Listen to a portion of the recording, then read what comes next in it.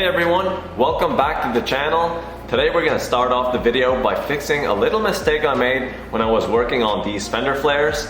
Let me show you what I mean. When I undid my temporary coilovers here that just mimic the ride height of the truck, I noticed that when I raise the rear end, my tires do not go inside the flare. There'd be some significant rubbing if I were to leave it like this. And what I ended up doing wrong that I figured out is I've been taking my reference points from this portion of the truck. I've been laying out a piece of flat bar all the way from the back and just lining it up with the door here.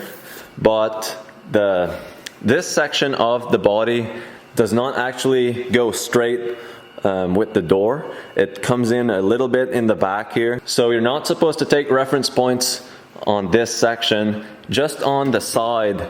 This is supposed to be straight all the way back. So that's where I messed up. So now I'm gonna cut the outer lip of the flare using a zip cut right on the edge here. I'll set it so that the wheel does go in the flare without rubbing. It's kind of unfortunate that I have to do this.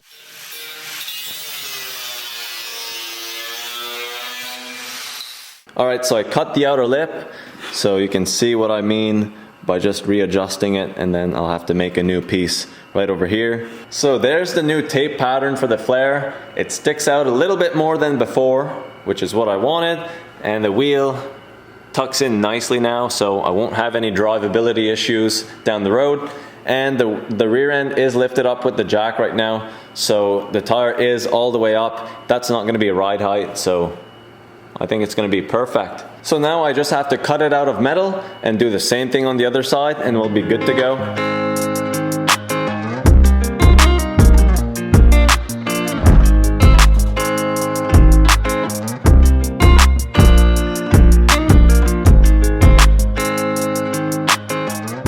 Alright, so I just cut out the new flare. We're just going to lay it over top of the old flare to see if it's going to work.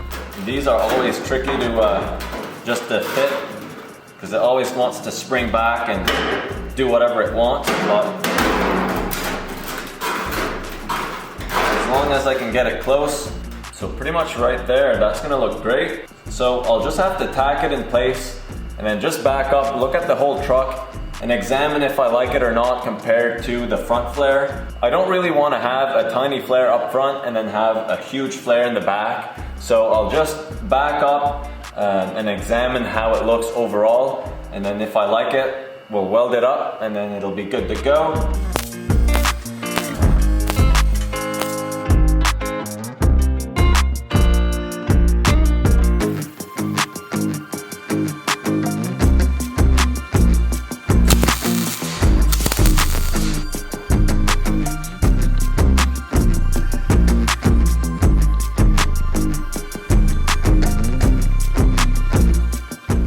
Here's an update on the new Rework fender flares for the rear. They're quite a bit bigger than the first version of flares that I made, but now the rear wheel fits perfectly in the arch. There won't be any issues with rubbing, so that's going to be great.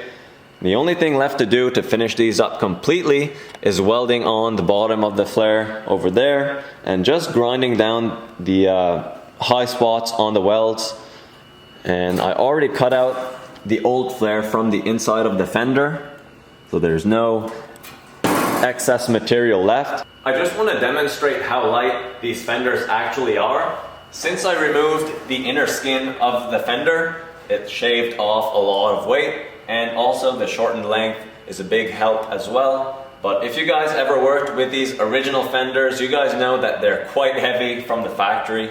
So just shaving off all that weight is going to be super beneficial to the performance of the truck. The same thing applies for the tailgate. It's all been stripped down and it weighs pretty much nothing, and the front fenders as well. So I'm pretty interested to see how much this truck is going to weigh when it's all done. Hopefully it's pretty light, but I thought I'd throw that in for you guys just to put things in perspective.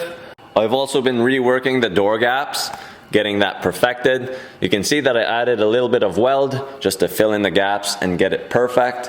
I'm going to grind that down and it'll be straight as an arrow. So the top portion is coming along nicely. I'll have to move over to the bottom portion, get that all set and ready to go. And along with the door gaps, I added in this rod on the edge here, on the side of the whole truck. including the rear quarter panel.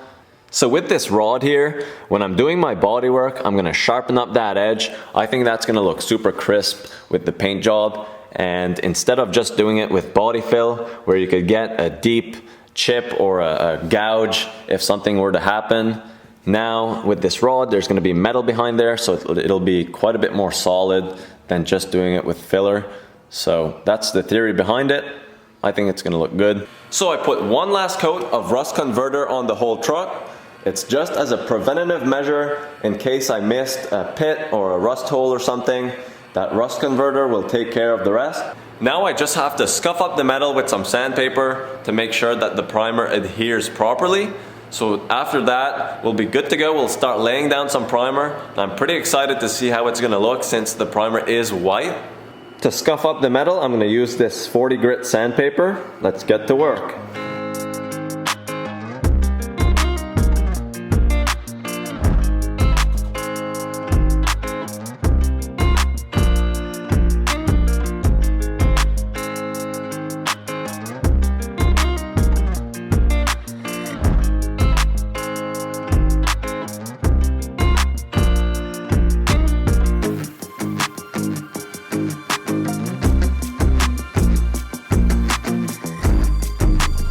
I don't know if you guys have seen this tactic before, but I'm gonna be rolling on the primer. I'm not gonna be spraying it. You can get a reducer to spray it on, but I've chosen to roll it on simply because it's gonna be a lot cleaner. I don't really wanna spray it on and get everything else in the shop dirty. And it's gonna be sanded anyway. So really there's no advantage to spraying it on and getting a perfect finish if it's just gonna be sanded and scuffed anyway. I'm just using this primer as a base to start doing my body work on top.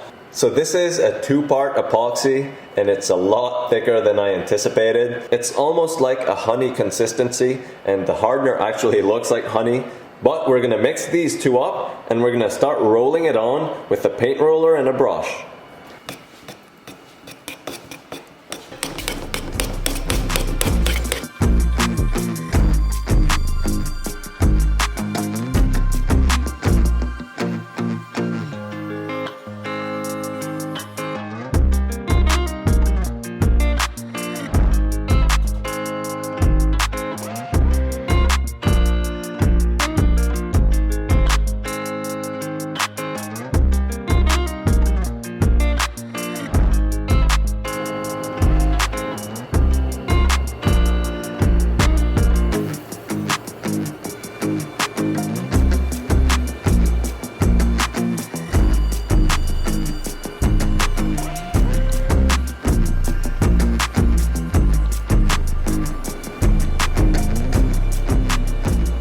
Alright, so here we are. That primer does not want to lay down with a brush. You have to roll it on, otherwise it will not spread. And within the first minute of laying down the primer, my roller actually ripped in half. So that wasn't good at all. I actually ran over to my neighbor's house and they luckily had a spare roller. So I was just lucky to get that done. And it dries pretty quick, so you don't really have too much time to mess about. With the primer being thicker than I thought, I was only able to do the tailgate, the side of the truck, a little bit of the roof, and half of the hood. So basically half of the truck is done. So I was quite a bit short on primer, but that's not really a big deal. I'll have to go pick up some more and we'll do the other half of the truck, but that's gonna have to be on a different day because everything is closed right now. This is what we were able to get done. It looks pretty cool. Obviously, it doesn't really look good up close. It's just rolled on, so it's a rough finish. Now we can begin doing body work, so that's super exciting. And that's gonna be perfect. It's gonna seal all that bare metal for good, and it won't be able to rust anymore. Most of the time on these projects, you put a lot of hours into many different things, and you don't really see much progress. But today is not the case. This is where you kind of see all the progress come together. So that's super exciting when you can actually visually see all your hours and all that time being put together. You have to take those small victories and realize that every hour you put in your project, you're one step closer to driving it for the first time. And I've also been posting quite a bit on TikTok, Instagram, and also Facebook. I'll leave a link to those in the description, and I'm always posting some extra things, and I think you guys would enjoy that as well.